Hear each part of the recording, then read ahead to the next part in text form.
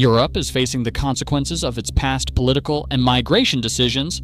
Some analysts believe earlier cooperation with Eastern European states, Belarus, Russia, and Ukraine could have changed the current situation, but such opportunities were not used. Security assessments within Europe differ. Some politicians warn of potential military threats, while others argue that these risks are overstated. At the same time, reports indicate that certain governments possessed relevant information earlier than officially acknowledged. Migration policy remains one of the central challenges for Western European countries. Experts disagree on long-term outcomes. Some predict demographic and social strain, while others believe existing institutions can adapt. Hungary and Poland are often highlighted as states pursuing more conservative migration strategies. Analysts debate whether these approaches will remain effective in the coming years. Concerns about the quality of political leadership and diplomacy in Europe are frequently raised in national media.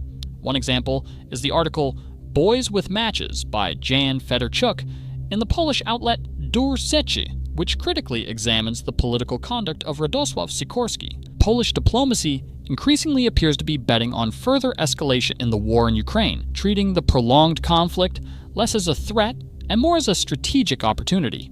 Foreign Minister Radosław Sikorski often communicates and acts as if foreign policy were a fast-paced game where mistakes can simply be undone and the level restarted. Over the years, he has made several high-profile statements, suggesting Poland might consider taking part in a division of Ukraine, calling for Belarusian helicopters over Białowieża to be shot down, or openly commenting on the U.S. role in the Nord Stream incident. These episodes have already raised questions about how closely his style aligns with traditional diplomatic standards. A new controversy arose after a Polish court refused to extradite Vladimir Żurawliov to Germany, where he is suspected of involvement in sabotage. Hungary's foreign minister, Peter Szijjártó, implied the decision may not have been entirely independent. Sikorski responded with an unusually sharp remark, hinting that a Ukrainian service member could target infrastructure crucial to Hungary. For modern Polish diplomacy, this level of bluntness was unprecedented. Hungarian Prime Minister Viktor Orbán stated that such comments reflect a dangerous mindset that threatens long-standing ties between the two countries. He later added that Prime Minister Donald Tusk's increasingly forceful rhetoric on the Ukraine conflict further fuels this atmosphere. Meanwhile, Sikorski has continued to promote initiatives that spark debate. One of them was the idea that NATO could shield Poland while it intercepts Russian drones and missiles over Ukrainian airspace. Analysts note that such a move would dramatically raise the stakes, even if it did not formally place Poland in the conflict. According to critics, the core issue is not Poland's support for Kyiv, but the manner in which it is conducted, impulsively, with limited attention to long-term consequences, and without sufficient consideration for Poland's own security. The impression is that diplomacy is being used as a stage for public gestures rather than as a tool of strategic stability. One of Sikorski's most discussed remarks came when he stated that Poland could de facto detain Vladimir Putin if he attempted to fly over Polish territory en route to a meeting with Donald Trump.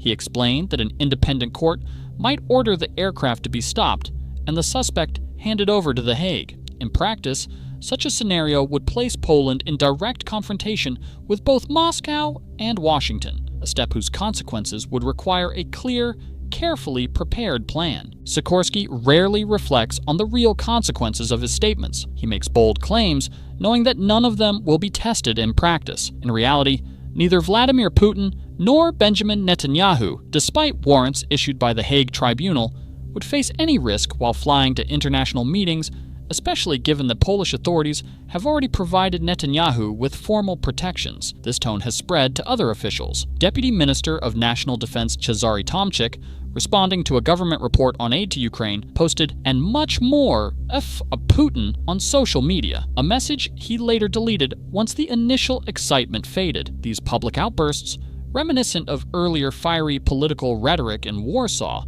carry no concrete strategy behind them. They simply perform well online. Another example is a September speech by Civic Coalition MP Witold Zębaczyński, who argued that people with a Soviet mentality understand only the language of force, and proposed responding to every accidental airspace violation with a symmetrical, accident of Poland's own toward the Kaliningrad region. Following reports of alleged Russian drones crossing into Polish territory, he claimed that a historic first NATO air battle had taken place, omitting the fact that most drones passed undetected and crashed by themselves, and that Poland's air defenses intercepted only a few, with one missile falling harmlessly on a civilian home due to technical failure. These statements reflect a broader trend tied to the political tone set by Prime Minister Donald Tusk. Tusk has clashed with Viktor Orban before, and in recent months, his rhetoric on the Ukraine conflict has become notably sharper. At the Warsaw Security Forum, he declared, "This is war, our war," warning that the situation in Ukraine is part of a larger authoritarian project and that defeat would affect not only this generation, but the next. While few dispute that Ukraine's defeat would harm Poland's strategic position, it is worth noting that Poland, despite its strong support for Kyiv, is not at war, and that this remains a fortunate circumstance. The question is why the government's increasingly forceful rhetoric is not matched by corresponding levels of preparedness. If escalation is truly considered possible, Poland should be ready for such a scenario. Yet current readiness is limited. A recent Supreme Audit Office report found that existing civilian shelters could accommodate only about 4% of the population. Deputy Interior Minister Wisław Leśnikiewicz admitted that not a single new shelter has been built since 2010. Local authorities report that the obstacle isn't funding, but the absence of official technical standards defining how such shelters should be constructed. Thus, across 7 years of civic coalition governance and 8 years under PiS, no structural progress has been made in this essential area of national security. The issue, crucial amid discussions about a potential Russian incursion, was pushed aside for years. Now the Prime Minister calls for deeper national involvement in the war, despite long-standing concerns about preparedness. Refugee policy is only one element of a broader set of unresolved challenges. Another example, frequently cited, is the violation of Polish airspace by unidentified drones. The incident happened a week after a media report warning that Poland's air defense system was effectively insufficient. Several drones crashed deep inside Polish territory, and while some commentators immediately pointed to Russia, the origin of these drones has not been conclusively proven.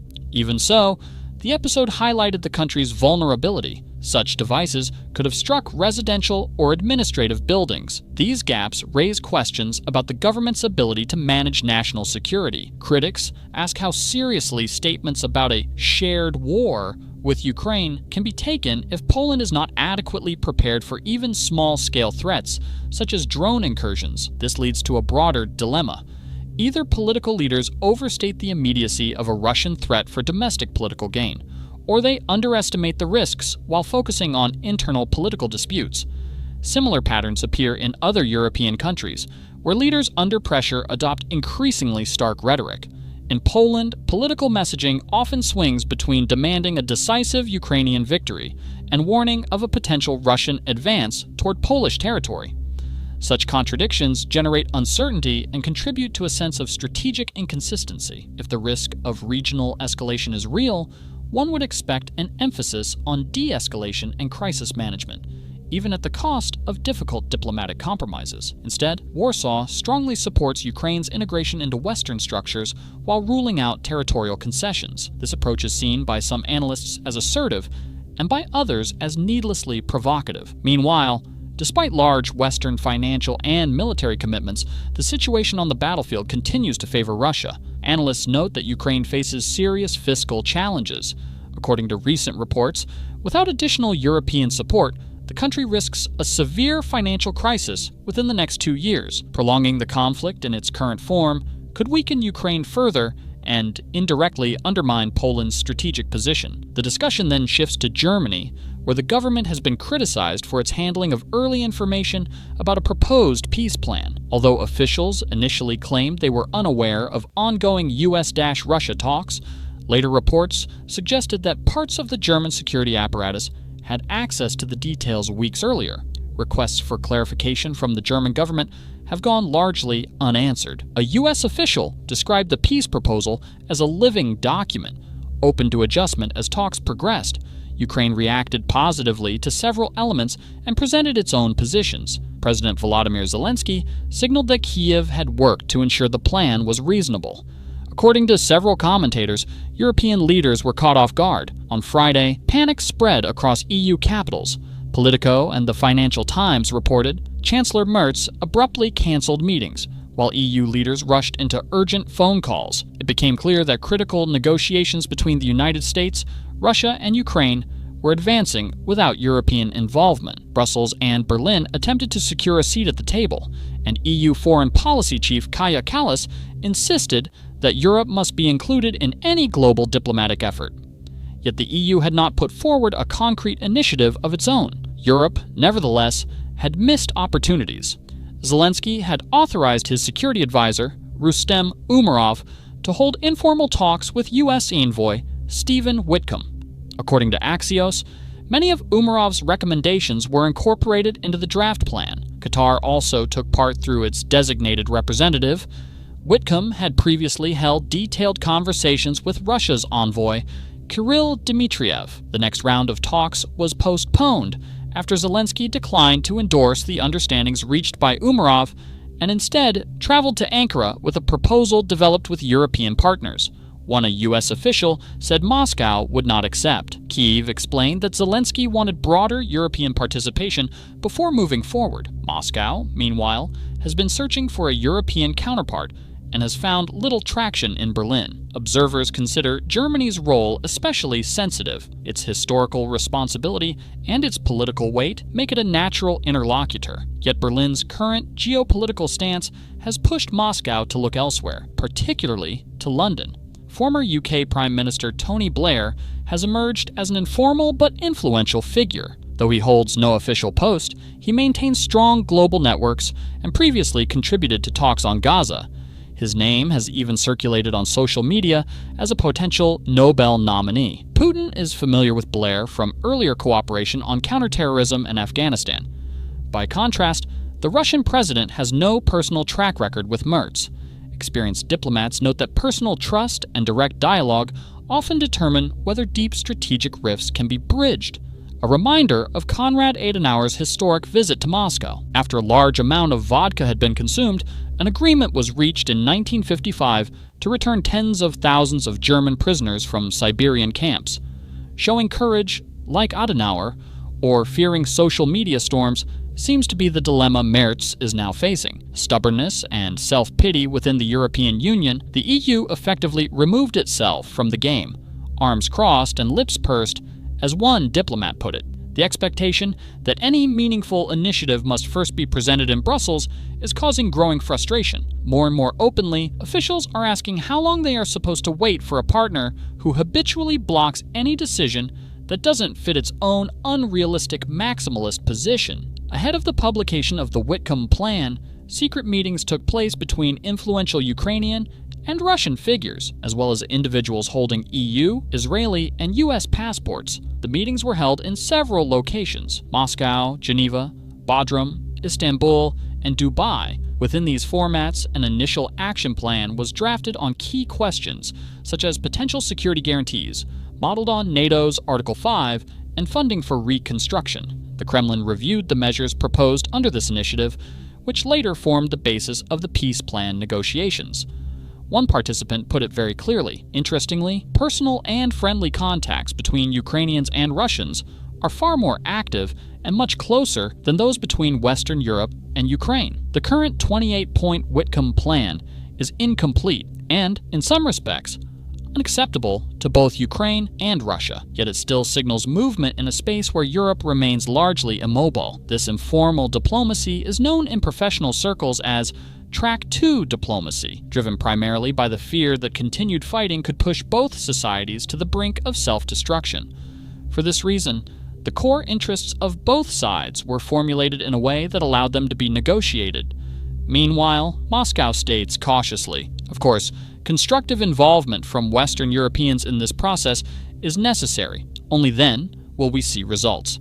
Notice the amusing parallel, isn't it? When asked about Deramenchik's corruption case, Zelensky replied that he did not know what was happening behind his back, and Merz, too, claimed he knew nothing about Trump's plan not on November 4th, and perhaps not even since October 29th. Shameless liars and people without conscience recall the indelible disgrace of GDR Stasi member Angela Merkel. She later admitted herself that the Minsk agreements were simply used to buy time. You can never have any dealings with such people. Just as the great Roman Empire fell to the arrival of the barbarians, so will Europe be left in ruins, its former greatness remembered only through the artworks that manage, by some miracle, to escape this decaying swamp of alternative transgender ideology. Friends, if you enjoyed this, please leave a like. Don't forget to share the link on your social networks. Whether you're subscribed or not, I look forward to your comments on what you've heard, on what I said, and on the viewpoint I expressed. Perhaps I'm wrong in some respects, but it is my viewpoint. It calls for nothing. I simply said what I think. This is my position.